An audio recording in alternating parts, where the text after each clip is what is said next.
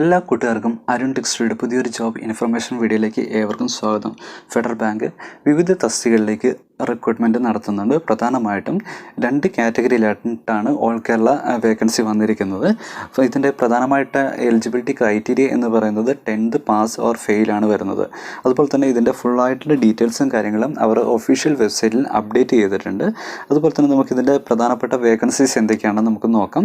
First വരുന്ന vacancy വരുന്നത് bank മാനാണ്. അതുപോലെ തന്നെ സെക്കൻഡ് വരുന്നത് പാർട്ട് ടൈം സ്വീപ്പറാണ് വരുന്നുണ്ടാവുക. ഇതിന് അപ്ലൈ ചെയ്യേണ്ട ലാസ്റ്റ് ഡേറ്റ് വരുന്നത് 13th April 2022 ലാസ്റ്റ് ഡേറ്റ് വരുന്നുണ്ടാവുക. അപ്പോൾ നമുക്ക് ഈ 2 കാറ്റഗറിയിലെയും നമുക്ക് എന്തൊക്കെയാണ് ക്വാളിഫിക്കേഷൻ, എന്തൊക്കെയാണ് ഏജ് ലിമിറ്റ് അല്ലെങ്കിൽ സാലറി സ്കെയിൽ എന്തൊക്കെയാണ് എന്ന് നമുക്കൊന്ന് ചെക്ക് ചെയ്യാം. ഫസ്റ്റ് വരുന്നത് ബാങ്ക് മാനാണ്. ബാങ്ക് മാനിൻ്റെ ഏജ് ലിമിറ്റ് വരുന്നത് 18 വയസ്സിൽ താഴെയും അല്ലെങ്കിൽ 20 വയസ്സിന് മേലോട്ടും ആയിരിക്കണം വേണ്ടത്. ക്വാളിഫിക്കേഷൻ വേണ്ടത് SLC പാസ്ഡ് ആയിരിക്കണം. സാലറി സ്കെയിൽ വരുന്നത് 14,500 ആയിരിക്കും സ്റ്റാർട്ടിംഗ് സാലറി സ്കെയിൽ വരുന്നുണ്ടാവും. സെക്കൻഡ് കാറ്റഗറിയായ പാർട്ട് ടൈം സ്വീപ്പറാണ് വരുന്നുണ്ടാവുക. പാർട്ട് ടൈം സ്വീപ്പറിൻ്റെ ഏജ് ലിമിറ്റ് വരുന്നത് 35 വയസ്സ് മുതൽ 55 വയസ്സ് വരെയാണ് ഏജ് ലിമിറ്റ് വരുന്നുണ്ടാവുക.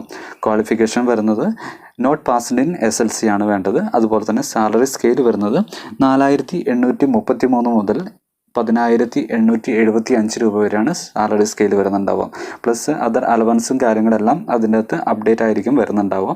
അതുപോലെ തന്നെ നമുക്ക് ഇൻട്രസ്റ്റഡ് കാൻഡിഡേറ്റ് ആരെങ്കിലും ഉണ്ടെങ്കിൽ അത് നോട്ടിഫിക്കേഷൻസും കാര്യങ്ങളെല്ലാം വായിച്ച് മനസ്സിലാക്കിയതിന് ശേഷം 30 ഏപ്രിൽ 2022 മുന്നേ ആയിട്ട് അപ്ലൈ ചെയ്യാൻ അവരുടെ ഒഫീഷ്യൽ വെബ്സൈറ്റിൽ അപ്ഡേറ്റ് ചെയ്തിട്ടുണ്ട്. നിങ്ങൾ ആദ്യമായിട്ടാണ് ഈ ചാനൽ കാണുന്നതെങ്കിൽ ചാനലൊന്ന് സബ്സ്ക്രൈബ് ചെയ്യുക. തൊട്ടടുത്ത ബെൽ ബട്ടൺ ഒന്ന് എനേബിൾ ചെയ്യുകയാണെങ്കിൽ ഞാനിടുന്ന എല്ലാ ഇൻഫർമേഷൻ വീഡിയോസും നിങ്ങൾക്ക് ഏകദേശം നോട്ടിഫിക്കേഷനായി ലഭിക്കുന്നതാണ്. അതുപോലെ തന്നെ നിങ്ങളുടെ സുഹൃത്തുക്കൾ ആരെങ്കിലും ഉണ്ടെങ്കിൽ അവർക്ക് ഈ വീഡിയോ ഷെയർ ചെയ്യുക, അവർക്കും ഉപകാരപ്പെടട്ടെ എന്ന് ആശംസിക്കുന്നു. അപ്പോൾ അടുത്തൊരു ദിവസം പുതിയൊരു ഇൻഫർമേഷനുമായി കാണാം. നന്ദി, നമസ്കാരം.